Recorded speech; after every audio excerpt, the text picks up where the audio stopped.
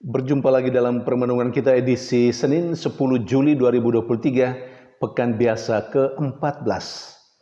Bacaan-bacaan liturgi hari ini, bacaan yang pertama dari Kitab Kejadian, bab 28 ayat 10 sampai 22a, dan bacaan Injil dari Injil Matius bab 9 ayat 18 sampai 26. Yakub anak Ishak diceritakan dalam bacaan pertama hari ini mengalami hal yang luar biasa, pengalaman akan Allah. Pengalaman akan Allah itu dialami oleh Yakub dalam sebuah mimpi. Diceritakan bagaimana Allah berdiri di samping Yakub yang sedang tidur dan bermimpi itu.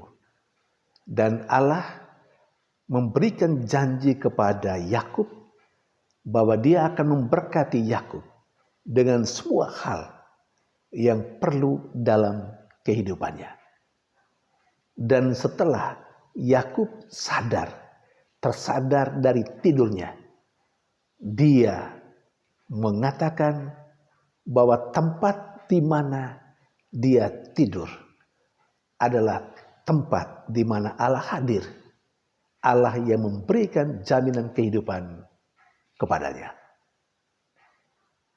Saudari dan saudara yang terkasih, ada banyak pesan yang disampaikan melalui bacaan pertama hari ini, tapi satu saja yang saya mau ingatkan untuk kita semua, bahwa setiap orang mempunyai pengalaman tersendiri tentang Allah yang maha baik. Sebagaimana Yakub, dia mengalami kehadiran Allah melalui mimpi. Demikian juga siapapun yang percaya kepada Allah, saya dan Anda, kita semua pasti punya pengalaman tersendiri tentang Allah yang maha baik, Allah yang maha rahim, Allah yang selalu memberkati kita. Dalam berbagai macam bentuk dan dalam berbagai macam cara, Allah menyatakan kebaikannya kepada kita. Mungkin saja ada di antara kita yang mengalami kehadiran Allah melalui mimpi sama seperti Yakub. Ada juga mungkin yang mengalami Allah melalui peristiwa-peristiwa tertentu yang enak dan menggembirakan.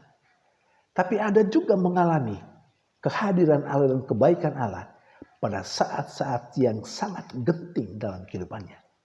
Pada saat-saat yang sangat rumit dalam kehidupannya. Di sana dia mengalami Allah. Allah yang maha baik, Allah yang hadir untuk menolongnya. Pendeknya, singkatnya, semua kita bisa mempunyai pengalaman tentang Allah yang hadir dalam kehidupan kita, Allah yang menolong kita, Allah yang maha baik dan maha rahim. Tinggal kita kembali merenung kapan dan bagaimana cara Allah menyatakan dirinya hadir dalam kehidupan kita dan dia hadir untuk menolong kita. Apakah kita masih ingat peristiwa-peristiwa dalam kehidupan kita, pengalaman-pengalaman dalam hidup kita yang mengungkapkan kepada kita hadirnya Allah bersama dengan kita dalam kehidupan kita, dan dia hadir untuk memberikan kekuatan dan peneguhan bagi kita. Ia hadir untuk berjanji kepada kita akan memberikan rahmat yang kita butuhkan dalam kehidupan kita. Kita sendiri yang paling tahu bagaimana cara kita mengalami Allah. Kapan kita mengalami Allah. Dan bagaimana Allah yang kita alami itu mengatakan apa kepada kita. Saudari dan saudara yang terkasih, sementara dalam bacaan Injil kepada kita diceritakan tentang dua hal yang penting menurut saya. Yang pertama, kepala rumah ibadat Dan yang kedua, perempuan yang sakit pendarahan selama 12 tahun. Apa yang diceritakan tentang baik kepala rumah ibadat maupun perempuan yang sakit pendarahan selama 12 tahun. Kepala rumah ibadat datang dan berjumpa dengan Yesus. Dan dia memohon kepada Yesus untuk datang ke rumahnya karena anaknya baru saja meninggal. Dia bahkan meminta Yesus untuk pegang saja tangan anaknya supaya anaknya hidup. Permintaan yang keluar dari sebuah keyakinan bahwa Yesus bisa menghidupkan kembali anaknya yang baru saja meninggal.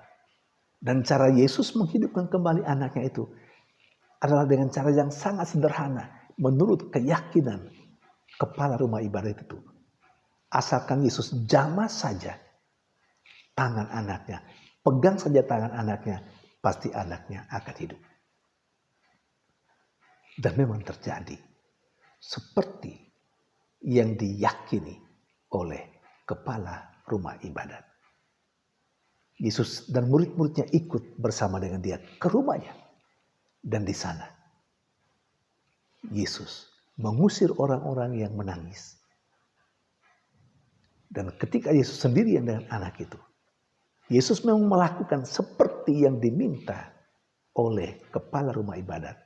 Yesus memegang tangan anak itu dan anak itu pun hidup kembali. Sementara perempuan yang sudah 12 tahun sakit pendarahan, dia menjamah jubah Yesus. Karena dia berkata dalam hatinya, dalam sebuah keyakinan, asal ku jamah saja jubahnya, aku akan sembuh. Dan memang dia mengalami, dia menjadi sembuh. Keyakinan perempuan yang menderita sakit pendarahan 12 tahun itu, dia yakin sekali, asalkan dia sentuh jubah Yesus, dia sembuh. Itu imannya. Jadi baik perempuan yang sakit pendarahan 12 tahun maupun kepala rumah ibadat sama-sama memiliki iman. Iman akan Yesus bahwa Yesus mampu berbuat sesuatu bagi mereka. Yesus mampu menjawab apa yang menjadi persoalan dan harapan mereka. Kepala rumah ibadat, anaknya yang meninggal, putrinya yang meninggal, akhirnya hidup kembali. Hanya dengan jamahan Yesus. Perempuan yang sakit pendarahan 12 tahun lamanya tersembuhkan hanya karena dia sendiri dalam imannya menyentuh jubah Yesus. Saudari dan saudara yang terkasih, bagi kita, ketika kita memiliki iman, banyak hal akan terjadi dalam kehidupan kita yang akan dikerjakan oleh Tuhan, yang akan dilakukan oleh Tuhan. Artinya, kalau selama ini kita mengalami apa yang kita harapkan, apa yang kita dambakan dari Tuhan, itu terjadi karena iman kita.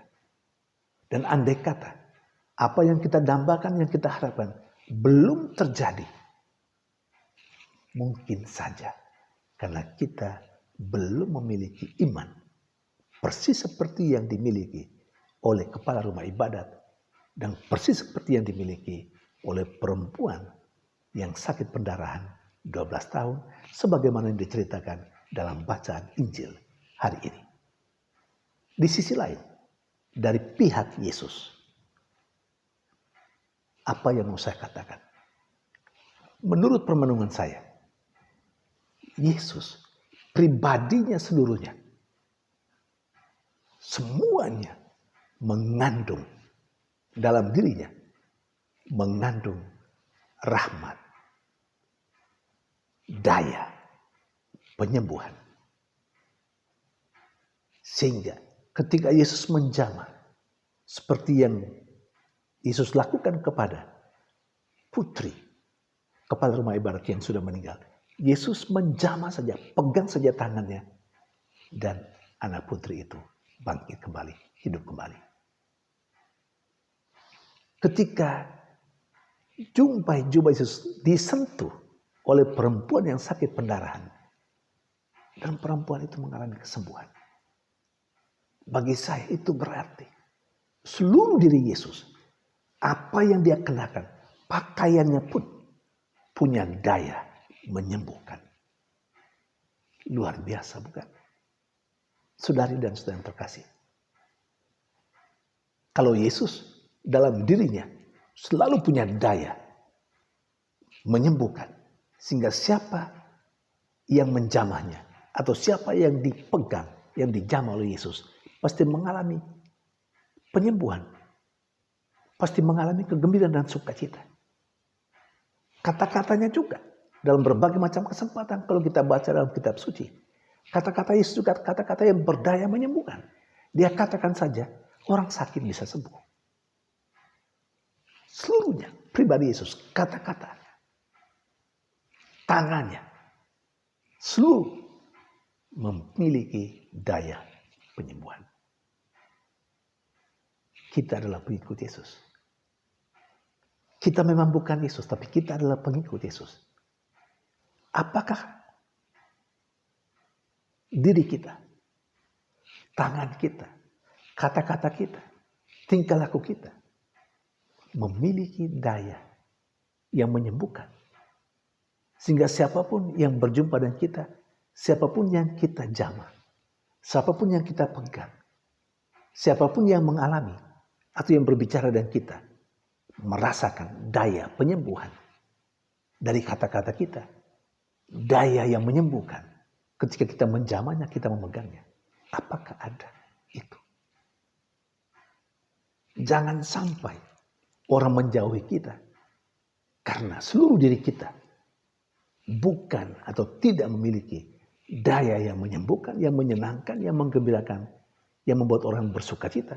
Tapi seluruh diri kita, kata-kata kita, tingkah laku kita punya daya yang lain. Punya daya yang meresahkan orang. Punya daya yang membingungkan orang. Punya daya menyakitkan orang.